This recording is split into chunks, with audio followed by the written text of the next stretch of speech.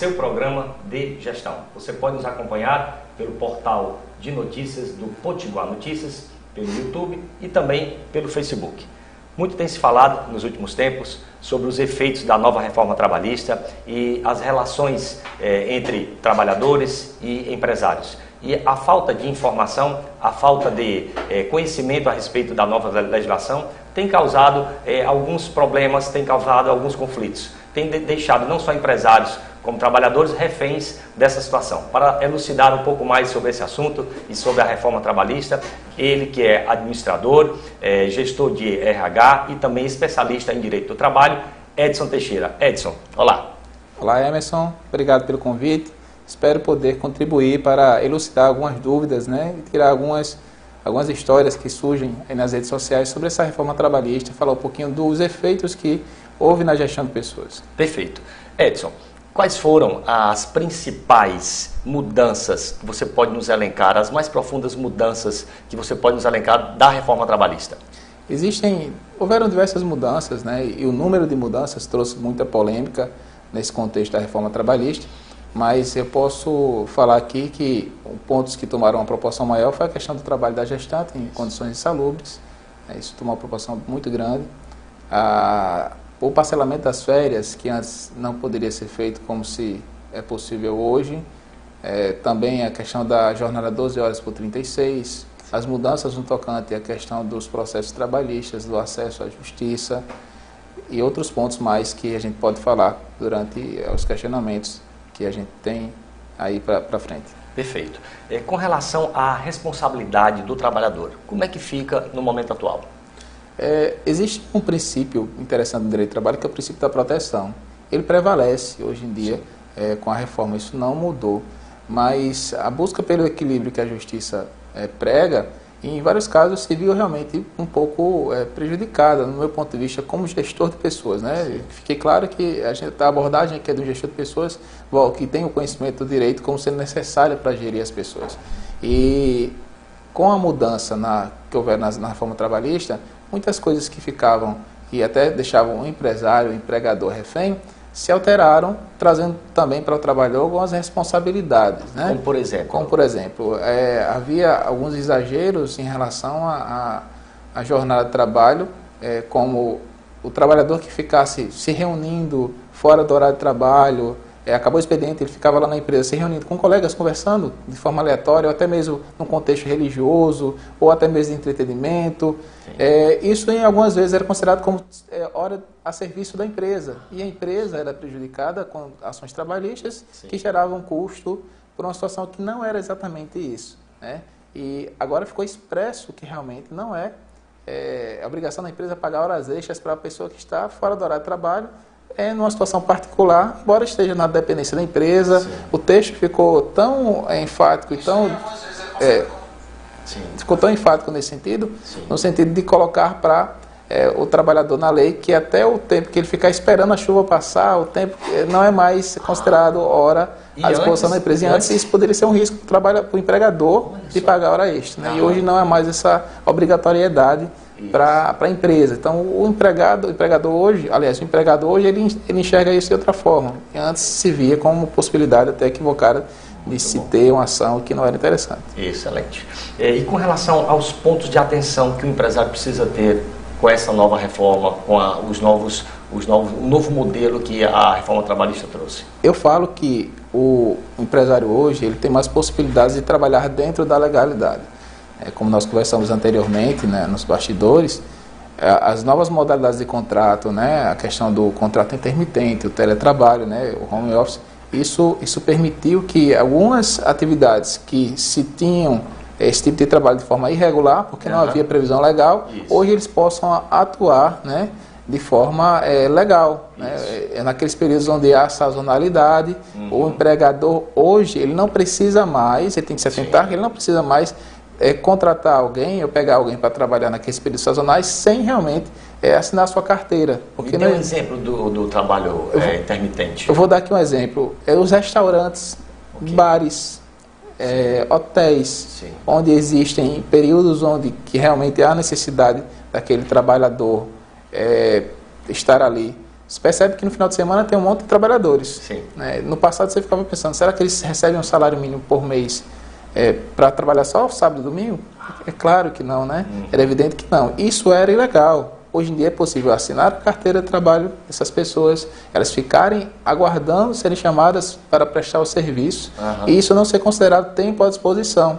Então é feito o contato telefônico, tem que ser feito o contato eficaz, né? Sim. E ele vai dar o retorno, se vai ou não prestar esse serviço, e a negativa dele não necessariamente é insubordinação, ele vai receber exatamente pelas horas que prestar o serviço. Isso foi, eu acredito, perfeito, porque existem muitas atividades que necessitam desse de função, de contrato, de modalidade que já acontecia, né? Só como eu já falei, de forma irregular, e agora é possível, e as pessoas vão receber exatamente pelo que trabalharam, como já acontecia no passado, mas sem direitos, como férias, sem direitos como fundo de garantia, sem direito como também as contribuições previdenciárias, e hoje o trabalhador tem esse direito, as empresas têm essa possibilidade de contratar de forma legal, e isso foi muito relevante, o que não acontecia no passado. Ótimo. Edson, e com relação a essa polêmica da terceirização, o que é que você pode nos elucidar, nos esclarecer a respeito desse ponto aí? Terceirizar, no passado só se podia atividade meio, atividade fim não era possível por conta que a lei não permitia isso. E hoje já é possível, a lei já permite, a própria reforma traz isso. Existem questões como condições iguais, salários iguais, mesma função, que isso tem que ser observadas, mas que no passado não era permitido. Edson, isso trouxe prejuízo. Em algumas atividades houve uma migração, na verdade. Por exemplo, o que você pode me dizer? Posso falar que algumas atividades como educação, né, já soube de algumas empresas que fizeram isso, terceirizaram algumas atividades.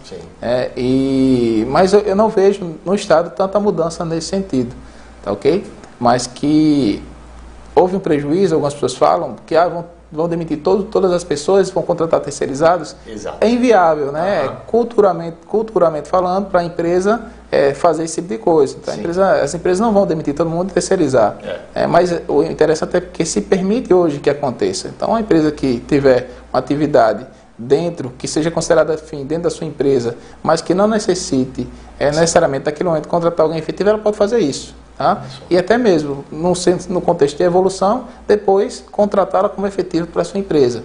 Claro que nem todas as empresas vão fazer isso, e não está acontecendo isso em grande escala. É possível se perceber isso no dia a dia com o contrato que nós temos com outras empresas, e isso não tem acontecido como as pessoas previam que acontecesse, né? A debandada dos contratos de trabalho efetivo para contratos de trabalho, no caso, terceirizados, como se previu ano passado. Até porque existe todo um regramento das empresas que devem contratar essas pessoas como terceirizados, que não é tão simples assim. Então existem coisas existe muita lenda, como nós já falamos sobre isso. Isso. Também muito se fala sobre como é que a reforma tem afetado os trâmites e as demandas dentro da Justiça do Trabalho. Sempre se falou bastante que a Justiça do Trabalho está abarrotada de trabalho, de atividades, de processos. Como é que é o teu ponto de vista a respeito disso? Como é que afetou o trabalho na Justiça do Trabalho? Havia alguns pontos que a reforma tem como objetivo: modernizar as leis trabalhistas, fortalecer as entidades sindicais, né? O que eu não vejo que isso aconteceu, mas eu acredito que, na verdade, só trouxe à tona as falhas de algumas entidades sindicais, né?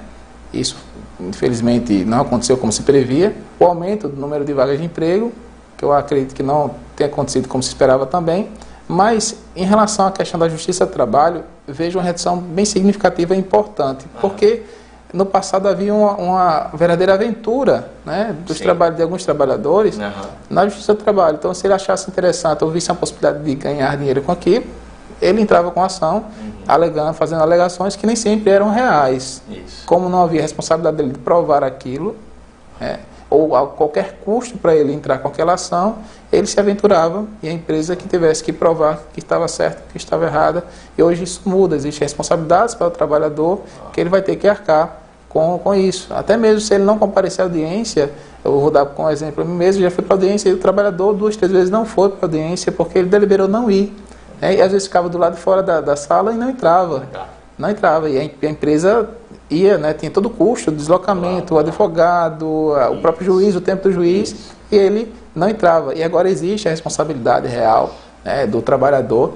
Ele tem que realmente custear, tá, esse processo, tem as custas do processo. Se ele perder, tem a questão dos honorários sucumbenciais, né, a parte que sucumbe à ação vai ter que pagar a outra parte, né, a questão da ação, dos honorários, né, dessa ação, como também os honorários periciais. Há uma perícia médica, uma perícia que vai elucidar aquela ação ali, aquele processo em si, e a parte que perder ela vai ter que custear não só mais a empresa como era no passado. Então isso fez com que as pessoas pensassem, peraí, eu vou me aventurar? Né?